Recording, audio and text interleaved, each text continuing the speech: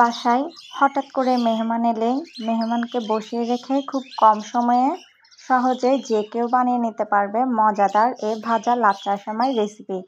Hello everyone, আসসালামু আলাইকুম। কেমন আছেন সবাই? আশা করি অনেক ভালো আছেন। আলহামদুলিল্লাহ, আমিও ভালো আছি। আজকে আপনাদের সাথে শেয়ার করব ভাজা লাচ্চা সেমাই রেসিপি। প্রথমে একটা হাঁড়িতে অল্প একটু তেল দিয়ে নিয়েছি। এর সাথে অ্যাড করব 1 টেবিল চামচ ঘি। এরপর অ্যাড করে দিয়েছি ছোট টুকরো করে রাখা কাঠবাদাম ও কাজু বাদাম। বাদামগুলো একটু হালকা ভেজে নেওয়ার পর দিয়ে দিয়েছি কিশমিশ আর বাদামগুলো হালকা একটু ভেজে নেব। খুব বেশি ভাজতে যাবেন না, তাহলে কিন্তু কালো হয়ে যেতে পারে। কিশমিশ বাদাম ভেজে নেওয়ার পর অ্যাড করে দেব প্যাকেটের লাচ্চা সেমাই।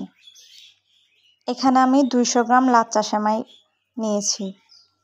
সেমাইটা আস্তে আস্তে সব কিছুর সাথে মিশিয়ে নেব। চুলার মিডিয়াম হিটে সেমাইটা আস্তে আস্তে ভাজতে থাকব। খুব কম সময়ে ঝটপট এই রেসিপিটা করে নেওয়া যায়।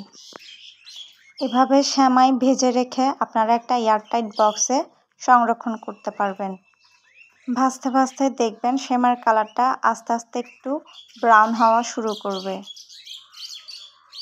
কিছুক্ষণ ভাজার পর এখানে অ্যাড করে দিয়েছি সামান্য একটু লবণ। এরপর দিয়ে দিয়েছি চিনিটা আপনারা আপনাদের স্বাদ মতো অ্যাড করবেন। লবণ চিনি খুব ভালোভাবে মিশিয়ে নিতে হবে সেমাইয়ের সাথে। আরও কিছুক্ষণ ভাজার পর অ্যাড করে দিব 1 টেবিল চামচ গুঁড়ো দুধ। এটা সম্পূর্ণ অপশনাল, টেস্টটা আর একটু ভালো আসার জন্য আমি এটা অ্যাড করেছি। আপনারা না চাইলে নাও দিতে পারেন, আর চাইলে আর একটু বাড়িয়েও দিতে পারেন।